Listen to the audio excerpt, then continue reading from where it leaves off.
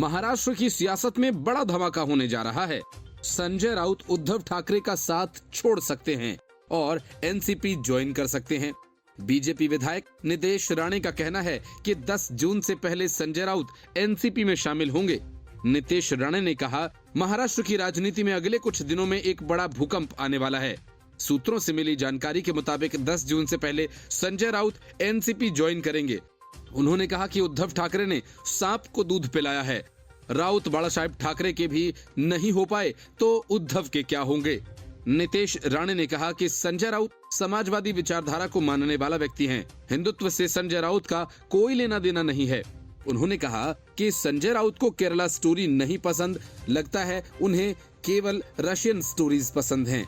अगर राउत को केरल स्टोरी पसंद नहीं तो जल्द ही ओटीटी पर दिशा सालियान फाइल्स का प्रीमियर होगा। इसलिए ही लगातार संजय राउत अजीत पवार के खिलाफ बयानबाजी कर रहे हैं। राणे ने आगे कहा कि अगर आपको द केरला स्टोरी पसंद नहीं तो हम जल्द ही आपकी पसंद की फिल्म दिशा सालियान फाइल्स ओटीटी पर रिलीज करेंगे। अगर दिशा सालियान फाइल्स भी आपको नहीं पसंद आई तो रशियन स्टोरी का लिंक आपको भेजता हूं। उन्होंने कहा, आज रविवार का दिन है, परिवार के साथ मिलकर राउत को रशियन स्टोरी देखनी चाहिए। इससे पहले जब शरद पवार ने एनसीपी के अध्यक्ष पद से इस्तीफा देने का ऐलान किया था, तभी राणे ने इसका जिम्मेदार उद्धव गुट के संजय राउत को ठहराया था। उन्होंने कहा कि राउत लगातार अजीत पवार को टारगेट कर रहे थे। उसके बाद जो हुआ वो सब ने देखा। राउत की बयानबाजी से गलत मैसेज गया और अब वही सब पवार परिवार में शुरू हो गया है जो पिछले दिनों ठाकरे परिवार में हुआ था। राणे का आरोप था कि इसी से राउत की रोजी रोटी चलती है। हालांकि अब शरद पवार ने इस्तीफा वापस ले लिया है। Bureau report, news of India. Karnataka में कांग्रेस की हार का डर अब कपिल सिब्बल को भी सताने लगा है। इसलिए उन्होंने सीधे चुनाव आयोग पर निशाना साधा है। कपिल सिब्बल का कहना है कि चुनाव आयोग ने कांग्रेस से उसके आरोपों के सबूत मांगकर बड़ा गुनाह कर दिया है। कांग्रेस को इस बात की पूरी आजादी मिलनी चाहिए कि वह जिस पर चाहे बेतुके आरोप लगा सके। असल में चुनाव आयोग ने कांग्रेस बीजेपी के खिलाफ लगाए गए भ्रष्टाचार के आरोपों के सबूत मांगे हैं। यही बात कपिल सिब्बल को खटक गई। कपिल सिब्बल ने कहा कि चुनाव आयोग बीजेपी के खिलाफ भ्रष्टाचार के दावों पर कांग्रेस से सबूत मांगता है, लेकिन पीएम कांग्रेसियों पर आतंकियों से सौदेबाजी का आरोप लगाते हैं तो उसके सबूत की मांगने की कोई हिम्मत नहीं करता। कपिल सिब्बल ने कहा कि चुनाव आयोग ने बीजेपी के खिलाफ भ्रष्टाचार के दावों के लिए कांग्रेस से सबूत मांगा है। उन्होंने सवाल किया कि पीएम ने कांग्रेस पर आतंकवाद से जुड़े लोगों के साथ पिछले दरवाजे से राजनीतिक सौदेबाजी करने का आरोप लगाया। इस पर सबूत मांगने के बारे में क्या चुनाव आयोग ने पीएम मोदी से सबूत मांगने की हिम्मत की? कर्नाटक विधानसभा चुनाव में प्रचार के दौरान कांग्रेस ने बीजेपी के ऊपर भ्रष्टाचार को लेकर हमलावर रुख अपनाया हुआ है। इसे लेकर कांग्रेस ने अखबारों में करप्शन रेड कार्ड को लेकर विज्ञापन जारी किया था।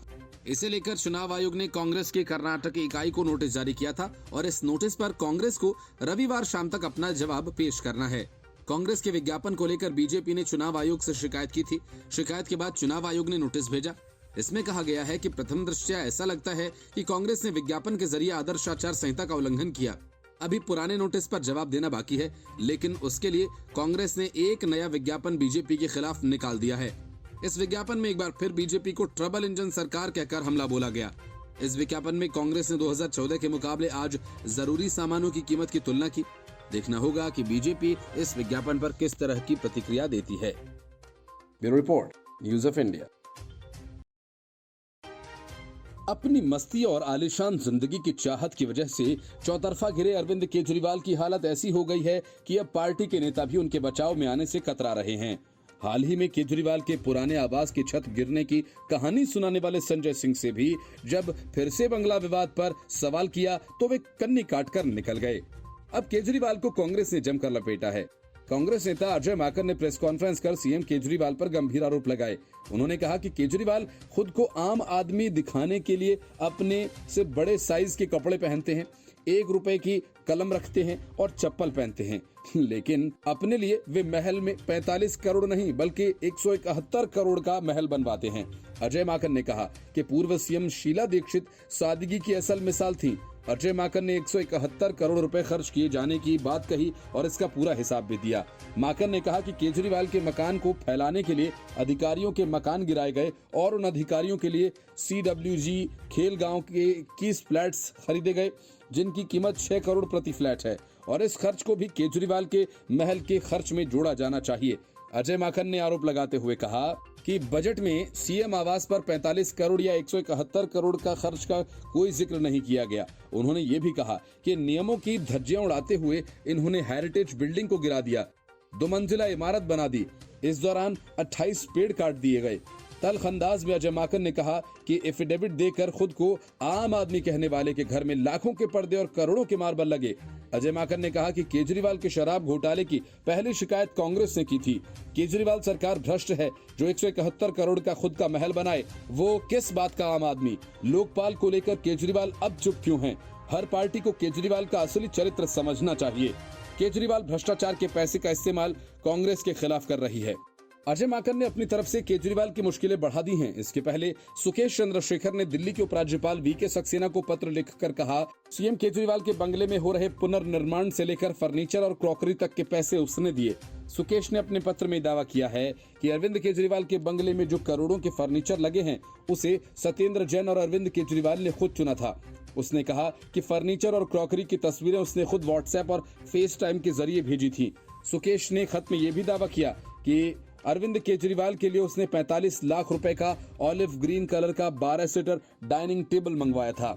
सुकेश ने कहा कि सीएम केजरीवाल के लिए जिन सामानों को खरीदा उनमें बेडरूम के लिए 34 लाख रुपए का ड्रेसिंग टेबल, 18 लाख रुपए के 7 आईने, 28 लाख के 30 पीस तकिए गलीचे और 45 लाख रुपए के पामराई की 3 दीवार घड़ियां भी शामिल हैं। इसके अलावा कुछ मूर्तियां भी खरीदी गयी। सुकेश ने यह भी दावा किया कि एक साउथ इंडियन ज्वेलर से अरविंद केजरीवाल ने 90 लाख रुपए की चांदी की क्रॉकरी मंगाई थी। इनमें चांदी के 15 प्लेट और 20 ग्लास, कुछ कटोरे और चम्मच शामिल हैं। इसके बदले उसे करोल बाग प्रोजेक्ट में अलॉटमेंट दी गई। Bureau report, news of India. Delhi सरकार में मंत्री अरविंद केजरीवाल सरकार की मंत्री आतिशी मारलेना ने सुबह सवेरे ट्वीट कर सनसनी फैला दी कि वे शराब घोटाले को लेकर बड़ा खुलासा करने वाली हैं। आतिशी मारलेना के इस ट्वीट को अरविंद केजरीवाल ने रिट्वीट किया और लिखा कि तथाकथित शराब घोटाला क्या है, इसका असली सच क्या है, जरूर देखें। इस ट्वीट को देखकर इस बात का अंदाजा तो हो गया कि आम आदमी पार्टी एक बार फिर शराब घोटाला को लेकर कोई प्रोपेगेंडा फैलाने की कोशिश करेगी और हुआ भी वही। आतिशी मारलेना बड़े ही नाटकीय अंदाज में प्रकट हुई और कहा, शनिवार को राउज एवेन्यू कोर्ट ने स्पष्ट कर दिया है कि 100 करोड़ तो छोड़िए, 30 करोड़ छोड़िए, एक भी पैसे का घोटाला दिल्ली आबकारी नीति मामले में नहीं हुआ। राउज एवेन्यू कोर्ट ने अपने 85 पेज के फैसले में ये कहा कि अब सवाल ये है कि जब आतिशी मारलेना के मुताबिक कोर्ट ने ये मान लिया है कि आबकारी नीति मामले में एक पैसे का घोटाला नहीं हुआ, तो फिर उसने मनीष सिसोदिया को जमानत क्यों नहीं दी। मतलब साफ है कि आतिशी की कोशिश इस घोटाले को लेकर महज प्रोपेगेंडा फैलाने की है। दिल्ली सरकार में मंत्री आतिशी ने दावा किया कि शराब घोटाला मामले में आरोपी 2 लोग यानी राजेश जोशी और गौतम मल्होत्रा को शनिवार को शराब मामले में राउज एवेन्यू कोर्ट ने जमानत दे दी है। आतिशी यही नहीं रुकी, उन्होंने आगे कहा कि ईडी की चार्जशीट से साबित होता है कि आम आदमी पार्टी सबसे ईमानदार पार्टी है और दिल्ली में कोई शराब घोटाला नहीं हुआ। ईडी और सीबीआई इस मामले में मनीष सिसोदिया के खिलाफ कोई आरोप साबित नहीं कर पाए, जबकि हकीकत यह है कि ईडी ने अपनी चार्जशीट में मनीष सिसोदिया को शराब घोटाले का मास्टरमाइंड बताया और ईडी ने कहा कि अब तक शराब घोटाले में 622 करोड़ की रिश्वत लेने की बात पता चली है। लेकिन इन सारे तथ्यों को छुपा आतिशी मारलेना ने सिसोदिया और आम आदमी पार्टी की सरकार को ईमानदारी का सर्टिफिकेट दिया। दिल्ली शराब घोटाला मामले में केंद्रीय जांच ब्यूरो ने दिल्ली के पूर्व उप मुख्यमंत्री मनीष सिसोदिया को 26 फरवरी को गिरफ्तार किया था। उसके बाद से मनीष सिसोदिया तिहाड़ जेल में हैं। उन्हें अभी तक जमानत नहीं मिली है। इस बीच ईडी ने भी मनी लॉन्ड्रिंग मामले में मनीष सिसोदिया को गिरफ्तार किया था। वर्तमान में मनीष सिसोदिया की ओर से दाखिल जमानत याचिका का विरोध दोनों केंद्रीय जांच एजेंसी अदालत में कर रही हैं। दूसरी तरफ हर स्तर पर कोशिश के बावजूद सिसोदिया को फिलहाल जमानत मिलने की उम्मीद कम है। हाल ही में दिल्ली हाई कोर्ट ने भी ये माना था कि शराब घोटाला मामले में मनीष सिसोदिया की भूमिका अहम है। ऐसे में उन्हें जमानत देना मुश्किल है क्योंकि सीबीआई और ईडी की जांच अहम मोड़ पर है। इस समय जमानत देने पर मनीष सिसोदिया केस को प्रभावित कर सकते हैं। आबकारी नीति मामले में मनीष सिसोदिया समेत कई हाई प्रोफाइल लोग जेल में हैं। साथ ही जांच एजेंसीज ने बीते महीने दिल्ली के मुख्यमंत्री अरविंद केजरीवाल को भी पूछताछ के लिए बुलाया था, जहां उनसे 9 घंटे लंबी पूछताछ की गई थी। ईडी और सीबीआई ने आरोप लगाया कि आबकारी नीति की संशोधित करते समय अनियमितताएं की गई, लाइसेंस धारकों को अनुचित लाभ दिया गया, लाइसेंस शुल्क माफ या कम किया गया और सक्षम प्राधिकारी की मंजूरी के बिना L1 लाइसेंस बढ़ाया गया। जांच एजेंसीज ने कहा कि लाभार्थियों ने आरोपी अधिकारियों को अवैध लाभ दिया और उनके खाता बही में गलत प्रविष्टियां की गई। Bureau report, news of India. ये जानते हुए कि किसी राज्य सरकार के पास ये अधिकार नहीं होता कि वो किसी संगठन को प्रतिबंधित कर सके, यह अधिकार सिर्फ केंद्र सरकार के पास होता है। लेकिन कांग्रेस ने वोट बैंक की राजनीति को परवान चढ़ाने की नियत से कर्नाटक के चुनावी घोषणा पत्र में बजरंग दल पर बैन लगाने का वादा कर दिया। लेकिन कांग्रेस का यह दांव ऐसा उल्टा पड़ा कि उसे लेने के देने पड़ गए। कांग्रेस के इस वादे का देश भर में कड़ा विरोध हुआ। अब चंडीगढ़ बजरंग दल की यूनिट ने कांग्रेस अध्यक्ष मल्लिकार्जुन खड़गे को 100 करोड़ का लीगल नोटिस थमा दिया। बजरंग दल विवाद की वजह से कर्नाटक में कांग्रेस का खेल बुरी तरह से बिगड़ गया, तो पार्टी के हाथ पांव अब फूलने लगे हैं। अब कांग्रेस का बचाव करने पी चिदंबरम सामने आए। उन्होंने सफाई देते हुए कहा कि कर्नाटक चुनाव घोषणा पत्र में ये नहीं कहा गया कि संगठन पर प्रतिबंध लगाया जाएगा, केवल निर्णायक कार्रवाई का वादा किया गया, जो नफरत फैलाने वाले सभी संगठनों के लिए एक चेतावनी है। हालांकि पी चिदंबरम ने बजरंग दल की तुलना बजरंग बली से करने पर भी सवाल उठाया। चिदंबरम ने भरोसा जताया कि राज्य के लोग बुद्धिमानी से सरकार चुनेंगे। चुनाव स्पष्ट है, क्योंकि कर्नाटक या तो एक उदार लोकतांत्रिक बहुवचन सहिष्णु का मॉडल बन सकता है या फिर अंतर्मुखी बहुसंख्यावादी असहिष्णु और प्रतिगामी राज्य बनेगा। उन्होंने कहा कि लोकतंत्र और कर्नाटक के भविष्य के लिए हमें बीजेपी को कर्नाटक में जीतने से रोकना चाहिए। राज्य में समान नागरिक संहिता और नागरिकों के राष्ट्रीय रजिस्टर की शुरुआत बीजेपी के वादे के बारे में पूछे जाने पर पूर्व गृह मंत्री ने कहा कि दोनों ऐसे मुद्दे हैं जो समाज को विभाजित करने और सामाजिक संघर्ष को बढ़ावा देने की क्षमता रखते हैं। बजरंग दल की चंडीगढ़ इकाई ने कांग्रेस के घोषणा पत्र को लेकर पार्टी हाईकमान को नोटिस भेजा। संगठन ने 100 करोड़ रुपए के हर्जाने की मांग की है। बजरंग दल चंडीगढ़ ने कांग्रेस के राष्ट्रीय अध्यक्ष मल्लिकार्जुन खड़गे को भेजे नोटिस में कहा कि कांग्रेस ने बजरंग दल के खिलाफ अपमानजनक बयान दिया। इसकी तुलना PFI जैसे प्रतिबंधित आतंकवादी संगठनों से की गई है।